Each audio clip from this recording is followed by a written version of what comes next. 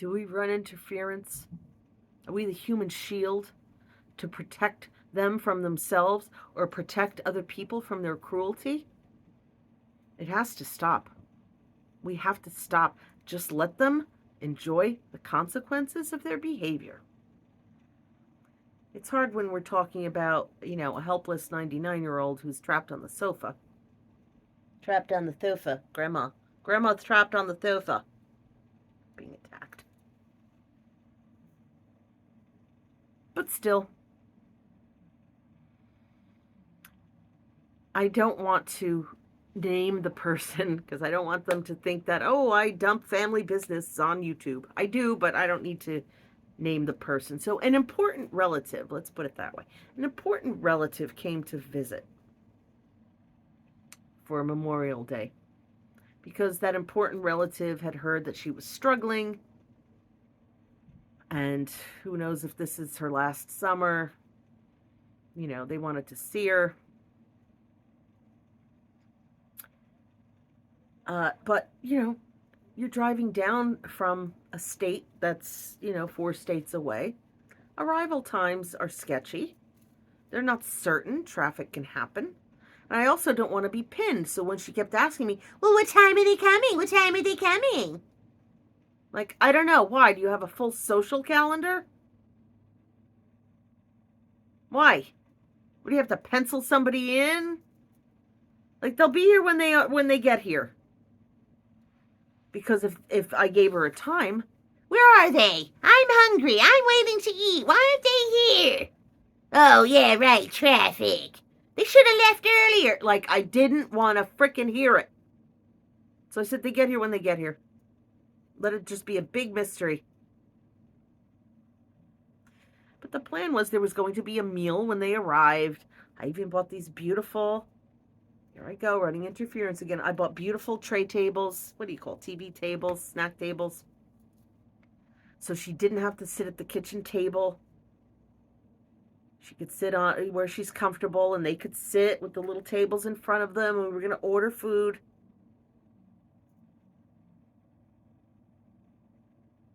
Well, they arrive, and I set up the 2 chairs that I managed to get into the living room so people can sit.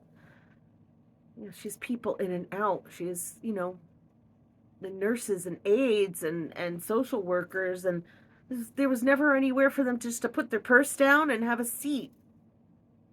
Very inhospitable woman, please. What I've had to endure. And I am very hospitable. I made sure that my living room has sofas for my friends. Anyway, because I am the anti-her. So they get there. And I told them, look, I'm going to set you up, and then I'm going to run because I have work to do. Yes, the hard work of avoiding my mother. And, okay, so then I said, okay, Ma, what are you craving? What do you want? I can go get something, or I can order something. What is it? What is it you want? Oh, I don't want anything. I ate already. I had salmon for dinner.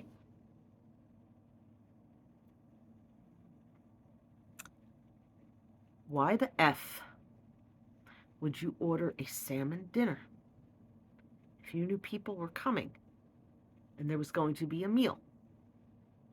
Why?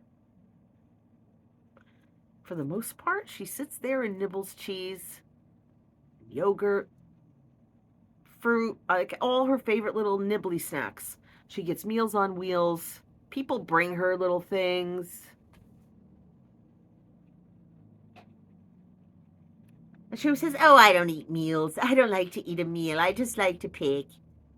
Cut up orange. Now, she knew important family member was coming. She knew. I just didn't give her a time.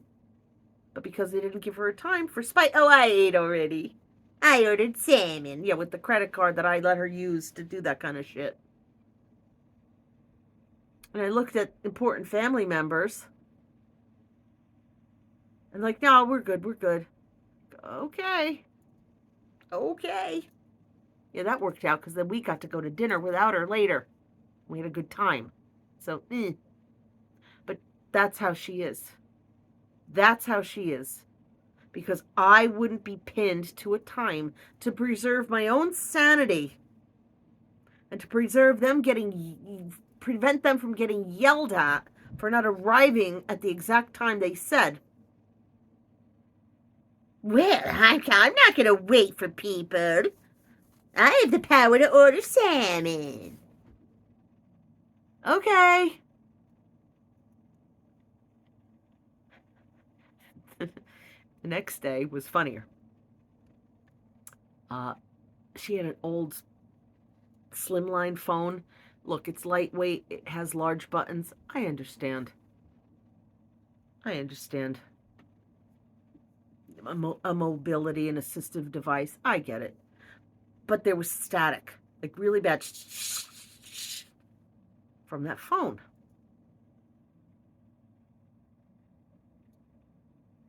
And a couple of years ago, I bought a new one. I found the exact one.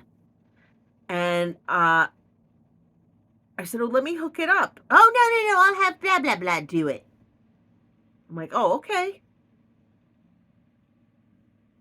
I just trusted that would happen. Why would it not happen? Why would you want a staticky phone? I can't hear any static. Yeah, everyone who calls you can.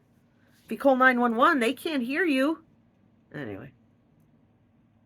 So I came back. I'm like, this is years ago. And when I came back and I looked at it, I said, oh, no, they didn't switch out the phone. Oh, no, it wasn't the phone, Lise. We switched it to the new one and we had the same problem. I said, well, where's the phone? It's somewhere. She gave it away. This is what she does. So now, over the past year, she's a little more helpless. You can get away with a little more. I changed the wire from the wall to the phone. It did not fix the static. Like, all right, before I call the phone company to see if it's the little box that's actually on the wall, I have to find a way to hook up a new phone just to test it to see if the static is from the actual phone. So it was my godson and the important relative and the spouse of the important relative. I said, all right, here's what we're going to do. Here's the game plan. We're rushing in. You distract her. You stand behind and block from the phone. And well, me and an important relative switched out the phone. And then I made everyone call it. I'm like, do you hear the static? Do you hear the static? We tested it. No. Problem solved. And I took the old staticky phone away. But she was so busy getting attention from people that she, a new phone? And, so blah, blah, blah, blah, blah. You know, narcissistic supply is the most important thing in life. More important than food. Well, today, or later that night, she must have realized the stunt we pulled. And she, even though it's a good idea, even though there's no longer static in the phone, even though it's a brand new phone with very similar features to the other one, I'm sure she was super annoyed that something happened that was out of her control. So she was crabby about it. Well, important relative and spouse were going to go see her to say goodbye this morning. I don't know if they had told her they were going to do that. Like, oh, all right, we'll say goodbye to you on Tuesday. Well, they got important calls for the business that they run, and, they're 4 states away. They had to get home. And important relative texted me and said, I don't think we're going to make it to see her. Now, at that point, I should have just told them, we'll call her. Let her know that. Because I had no intention of calling her or going over there. Like, nope, I'm on low contact. I pay people to go there. I'll know. If something's up, I'll know. It's not just the aides that are there. There's nurses and social workers and another aide. And she's got peeps. She doesn't need me to torture. Let her torture them. Sorry. If any of you are watching, some of them know I have this channel. My apologies. I think what important relative said was, she called. When are you coming? Oh, sorry, we had to get on the road and get home because of blah, blah, blah, 3 clients. And she was very nasty, according to important relative. And hung up the phone, and as she was hanging up, because one of her aides must have done it, said, I don't want to even talk to him. And I said, well, I certainly hope those aren't her last words to you. Like, well, gee, I hope she doesn't hold a grudge. I guess it is his first rodeo with her. Because, yes, she has always been on good to fair behavior when important relative is here. So maybe they never saw her at her worst, because I was always told, well, I mean, she's always nice to me. Like, well, you don't do enough time with her for her to, be anything else. And not that I wished, to cause important relative pain. But now you see what she's like. And you see what I've lived with for 58 years.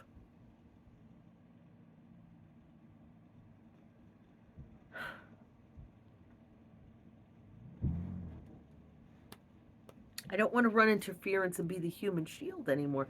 I didn't even comfort important relative and say, well, you know how she is. She doesn't mean it. She'll probably forget tomorrow. Don't take it personal. No, no more. This is who she is. This is what I've been talking about all these years. She's mean and nasty and cruel and has zero empathy for other people. She probably wanted to show you off to the aide that comes at noon, her lunchtime aide. Oh, my blah, blah, blah is coming. And because you weren't there for her to parade around for narcissistic supply, and she's pissed. And pissed about the phone. It's just very funny to me, the phone. Got rid of the staticky phone. No more making excuses for her. I will provide her with care. I will make sure good people show up.